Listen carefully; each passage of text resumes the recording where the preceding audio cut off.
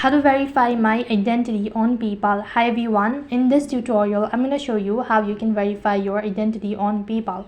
So to complete the Customer Identification Program or CPI, you'll usually need a copy of your government issued ID and a proof of address ID within the past 12 months.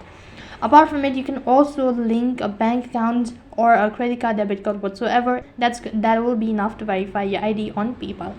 Now then, to begin with, first of all, log in into your PayPal account. Once logged in, that's going to take you to the other interface, something like this. Logged in, that's going to take you to the interface that looks something like this. Now on this page, go ahead and tap the profile icon. Now due to some security concerns, the steps won't be available or won't be recorded, so all you can do is just follow the prompts. So first thing, you'll have to go ahead and tap on personal info. Over here, you'll need that you've already verified your phone number or an email address. And once done, you'll be able to see an option as data and privacy.